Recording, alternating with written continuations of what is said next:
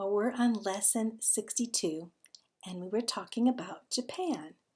And we got down to the religions of Japan, and I wanted to go a little more in depth so that we can see what false religions are compared to the religion that we have, which really isn't a religion at all, but is our worship of the true and living God and of Jesus, being a believer in Jesus Christ.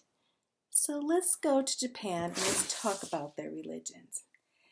The first religion, the oldest recorded religion in Japan, was called Shinto.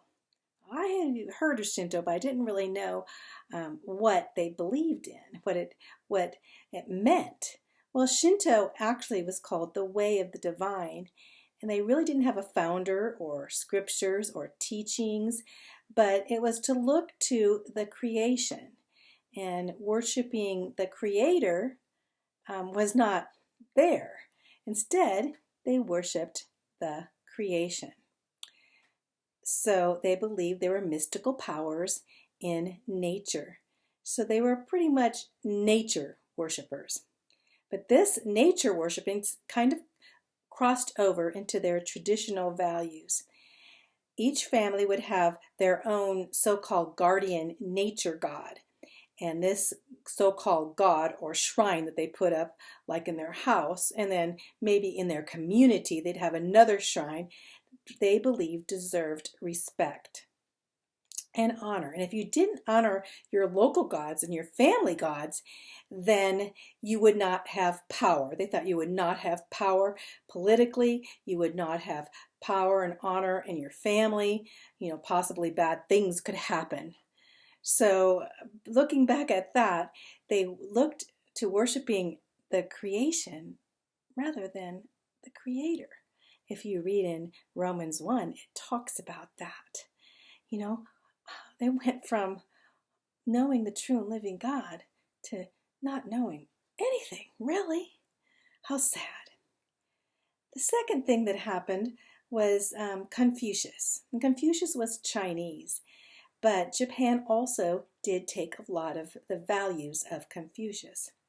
Well, Confucius never really claimed to be a god, but he wanted to set some standards. So he made out standards for the people to live by so that they would live peaceably, politically, they would get along, and the families could be organized in a very organized way. Let's just say that. He sought wisdom.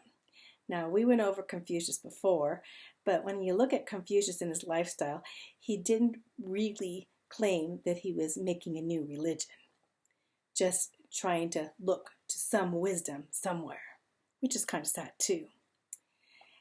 So this third religion that we're talking about was Buddhism. And Buddhism came from China too. It actually came from China, went into and kind of developed with Hinduism, and from China went to Japan, also went to all of Indochina, which is like Vietnam and Korea. And so now all those areas, they practice Buddhism, and Buddhism has become the national religion. So let's talk a little bit about Buddhism. Well, Buddhism stemmed, like I said, probably from Hinduism, and it was kind of a really complex, if you look and you try to examine complex religion with a lot of legalism, a lot of rules to follow. In fact, they have like 8 paths, and if you try to study it, it gets very crazy, and there's no need to study it anyway. So when we think about Buddhism, we have to go back to the founder of Buddhism, and his name, well, they called him Buddha, but his name wasn't Buddha. It was Siddhartha Gautama. Can you say that? Siddhartha Gautama was Buddha. He lived in 563 BC in India, and he was called the Enlightened One. Why was he called the Enlightened One? We'll find out. Well, he was a prince, and he was raised in a of course as a prince, very wealthy palace area. His mother was one of 16 brides to the so-called emperor, or the king, whatever you would call him. And he, as being a prince, the prince and the princesses weren't allowed out of the palace. So they had a palace life. In fact, they'd have 40,000 dancing girls to entertain them sometime. How drastic is that? Well, as he lived there, he wanted to see what was outside the palace. So one day he went outside the palace and he saw some very ugly things. He saw death, people dying. He saw sickness, people that were sick. And he saw a lot of old people just wandering around, and he saw beggars. He had never seen any of these things. So it touched his life, and he thought, what? I need to find out some of this wisdom. I need to get some wisdom here in some way. Can you imagine? Well, then he went out of the palace. At age 26, he left his wife, he left his son, and he decided to basically be like a beggar. So he called what was called asceticism. And asceticism, they don't call themselves like ascetic, although they are ascetic. And what asceticism is to torture yourself in some way. And so he would sit for weeks, just sitting in a kind of a yoga style place, kind of just sitting there, and for weeks and weeks just staring. That'd be one thing. And to get some kind of wisdom or self-wisdom.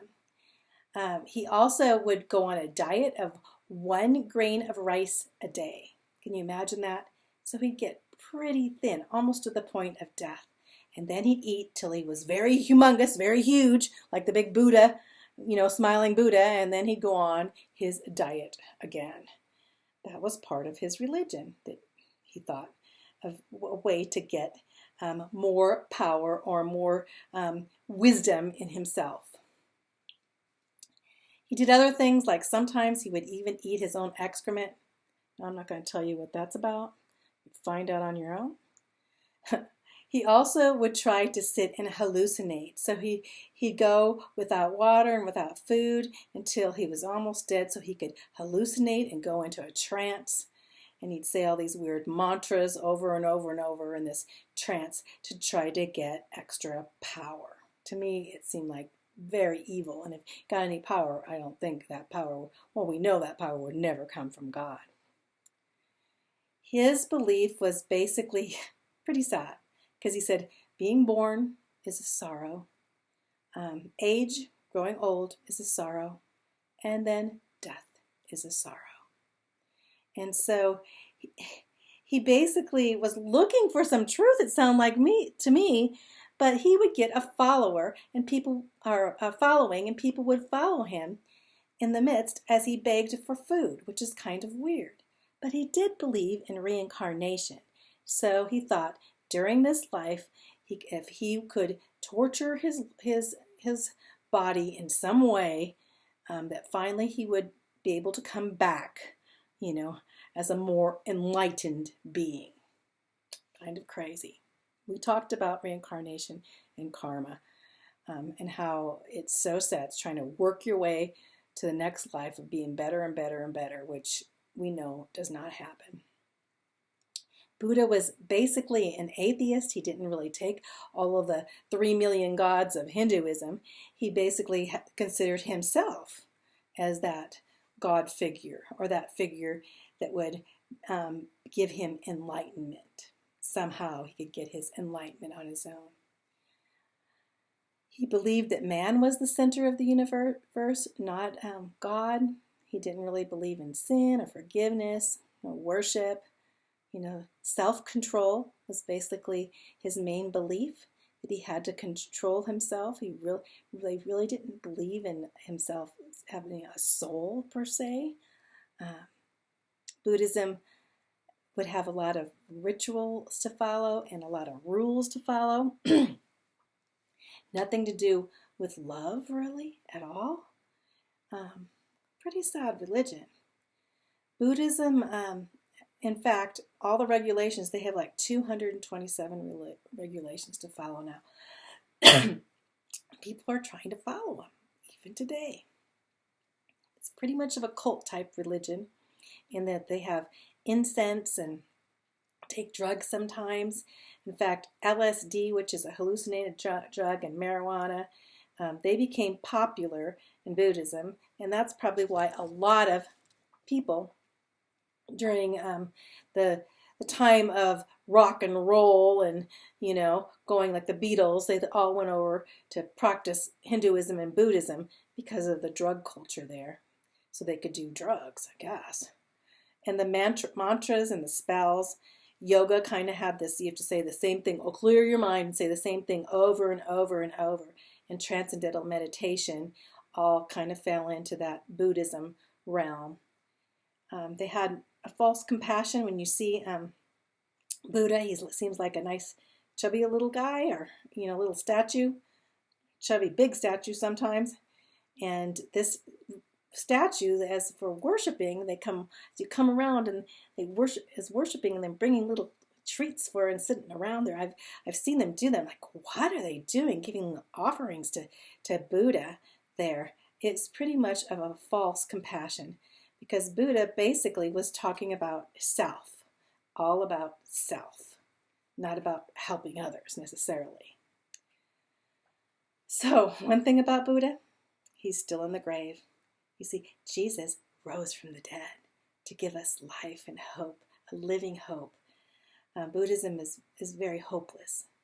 They're very hopeless. And how can you embetter yourself to that point to be like a God? No, it's impossible, isn't it? Because God is holy and we are not. So Buddha later on, like I said, he became this traveling beggar, and more people started following him until Buddhism became a national religion. I can't imagine that, but it is today in Japan and in other countries. Zen Buddhism is another thing, and that's very self-centered. It's basically the love of self. The founder was Bodhidharma, and Bodhidharma, what he did is he would go to this cave, and he'd sit in this cave so long that he'd lose the use of his legs. He couldn't walk. He'd be staring at the wall in a cave for 9 years. In fact, he even cut off his eyelids so he could stare at the wall of this cave. How sad is that? So when you think of Zen, they call it Zen, it doesn't have a very good foundation at all.